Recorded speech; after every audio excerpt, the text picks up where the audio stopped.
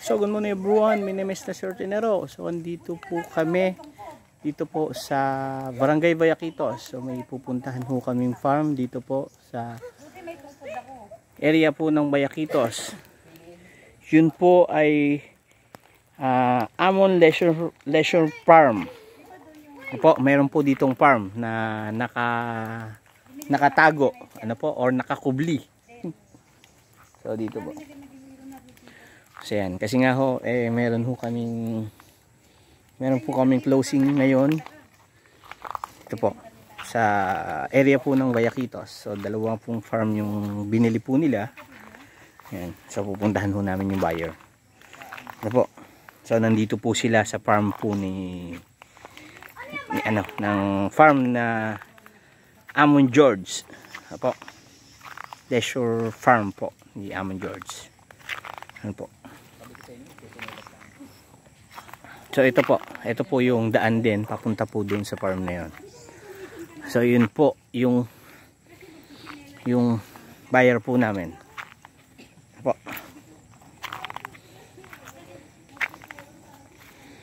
So yan, sa lahat po ng gusto pong bumili ng farm dito po sa area ng Bayaquitos. So marami pa po tayong mga open dito. Kaya contact na po kayo agad diyan. Po. May mga bago po akong naka-post ngayon diyan na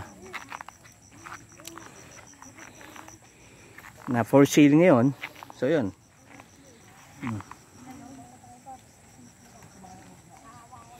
Ayan ho. Bali ang ginawa ko dito kasi nga ho, gagawin hong kalsada po ito para po ito yung para po yung meron makapasok po dito. Apo. So bagong develop pa lang po, bago pa lang i-develop. So ayan, yung mga dinaanan, yung mga dadaanan po ng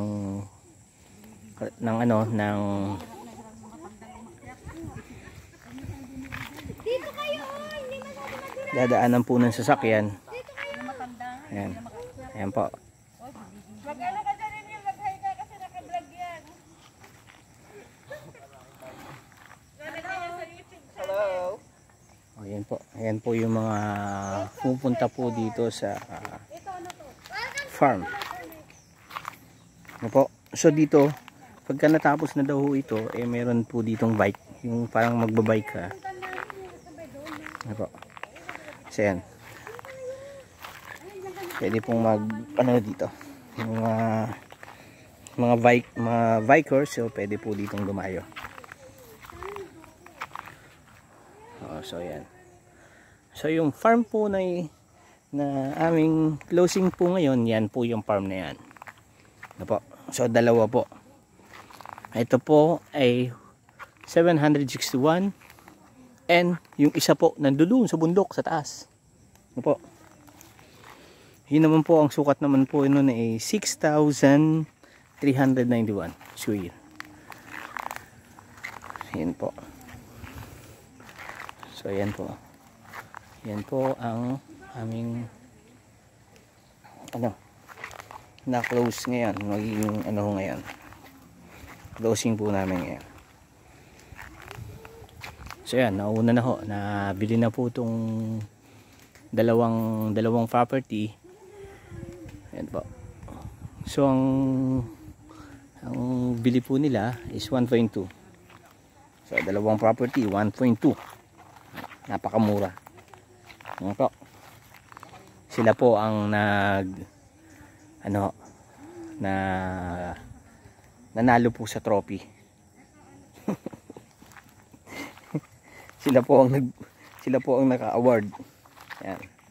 Kasi sila po ang nakabili, kaya po yan po. Yan, medyo inaano na nila kung paano gagawin po nila. Yung laman po niyan ay mga duko. Yung mga dukong lansones na mga tatamis, tapos malalaki po.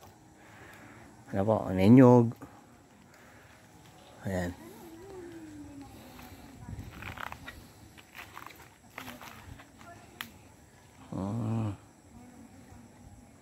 So yan. Yan po ang ating update. Ano po? Dito! Dito. Dito po ang farm.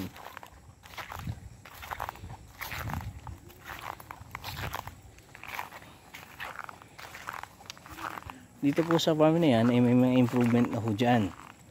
So, yan po, pagka pumunta ho yan dito, yung iba ho, nagkakatijing po sila dyan sa area na yan. So, overnight po sila. Nag-overnight po sila dyan. Kaya, medyo, siyempre po, pag yung mga parang gustong makalimot sa mga kanilang mga trabaho at stress, yun po, dito po sila nagpupunta. So yan ho, ayan po yung family ko, ano, para ho medyo ma-refresh po sa Kamanilaan.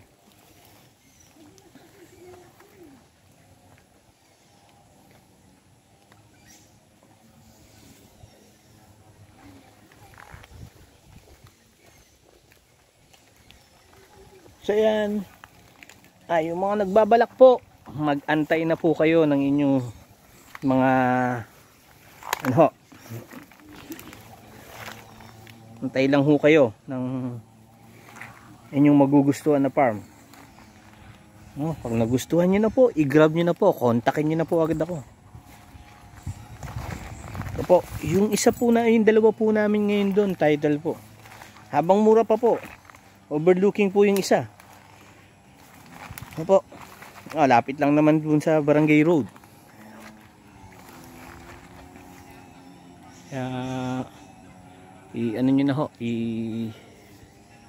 kunin nyo na ho yun para ho mapalitan ho natin ulit ng ibang farming, ibang mga for sale.